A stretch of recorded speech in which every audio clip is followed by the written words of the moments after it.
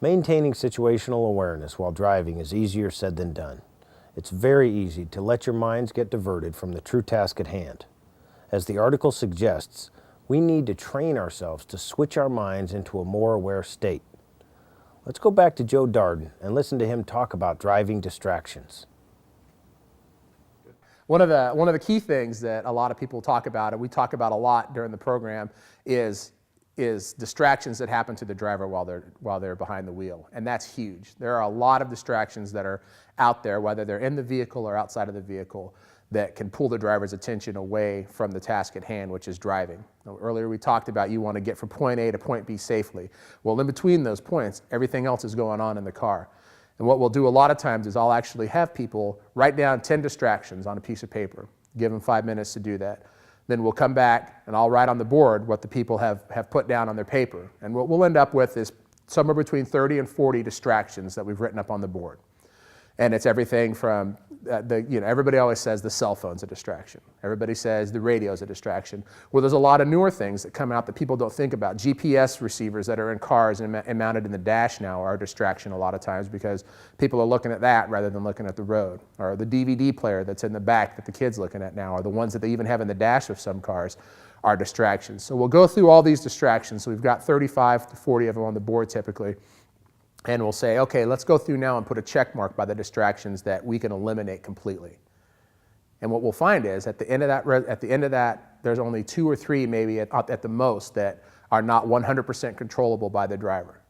There's nothing ever that forces me to answer my cell phone when it rings when I'm driving the car. There's nothing ever. I'm never so thirsty that I've got to drink it while I'm driving, a cup of water or whatever. I could pull over, I can do whatever. It's my choice to do that stuff. I could choose to mess with my radio. I can choose to look at my GPS. I can choose to have that conversation. I can choose to look at the person sitting next to me while I'm talking to them instead of looking at the road when I'm driving.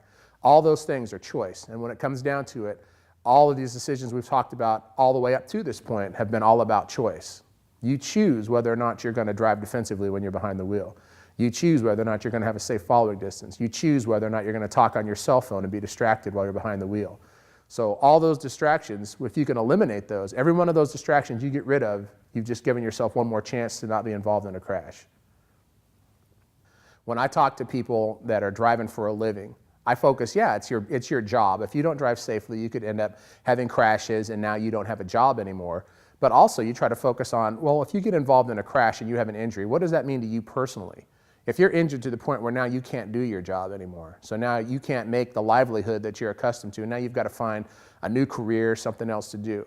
And if that doesn't impact them, well, you think about, okay, what do you like to do when you're not at work? I like to go fishing when I'm not at work. So if I can't walk down a stream bed because my back's so sore, because my leg's been broken or whatever, or if I like to play golf and my back's so sore that I can't follow through on my golf swing or whatever the case may be, now all of a sudden I found a reason for that person to think of it a little bit more.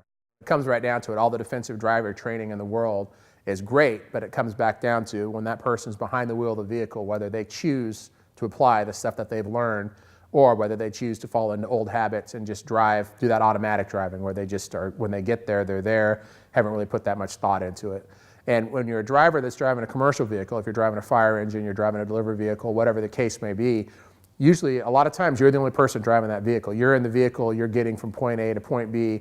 There's not going to be someone sitting in the seat next to you, like the instructor, telling you, well, you're not moving your eyes as often as you should. You're not checking your mirrors every 5 to 8 seconds. You're not moving your point of concentration every 2 to 3 seconds to actively search for the threats that are out there on the roadway with you.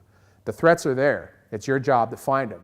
When I talk about you want to train constantly, you always want to be in that mode of, there's a threat out here, I need to find it. I need to make sure that when that person steps off the curb or when that vehicle comes through the intersection or when that edge of the shoulder gets soft, I know that's going to happen before I get there, and I'm going to have my vehicle set up in the right place before I get to that point. Because once this stuff unfolds and it gets to the point where that's happening, by then you're just in that reactionary mode and there's really nothing you can do but sit along and go for the ride and hope everything works out okay. Whereas if you're more proactive about it and you're planning ahead and actively searching for those threats, you can prevent so many of the crashes that you read about in the paper and so many of the crashes that you see on TV.